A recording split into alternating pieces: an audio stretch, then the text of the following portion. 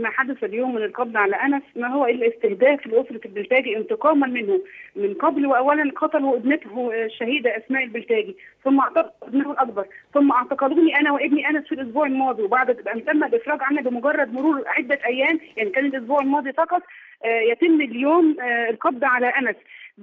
كل دوت مرجعه انه بسبب مواقف الدكتور البلتاجي الوطنيه والثوريه. وانا اتساءل هل القبض على ابني انس هل هو نوع من الضغط على الدكتور البلتاجي لكي يلغي الاضراب عن الطعام الذي هو يعني دخل فيه دلوقتي اليوم ال 12، ام هو نوع من تصفيه الحسابات مع الدكتور البلتاجي، ام هو انتقام من شخص الدكتور البلتاجي؟ غير ان الاتهامات والتلفيقات والاحراز اللي هم قالوا ان هم وجدوها مع انس ومع اصحابه، كل دي اتهامات وتلفيقات الهدف منها هي تشويه سمعه الاسره وتشويه سمعه البلتاجي، عشان في الاخر ان ادي البلتاجي هو وادي ولاده اللي معاهم احراز ومعاهم اسلحه وهم اللي بيحرضوا وهم اللي بيقودوا المظاهرات، في حين ان انس البلتاجي انس وبالتحديد هو المشغول في الاسره تماما بموضوع متابعه المحامين وزياره والده ورعايه شؤون أستاذة الاسره. سناء، يعني أنس كم يبلغ من العمر وفي أي كلية؟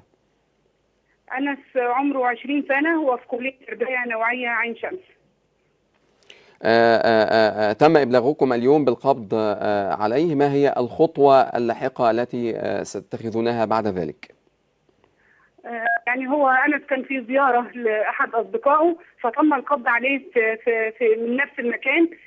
يعني احنا الآن يعني النيابة المفروض ان هي راحت للاسم الموجود فيه أنس اللي هو اسم أول، وموجود بعض المحامين، لسه لن نتخذ أي إجراءات إلى الآن. يعني الأستاذة سناء عبد الجواد زوجة الدكتور محمد البلتاجي، أشكرك شكرا جزيلا.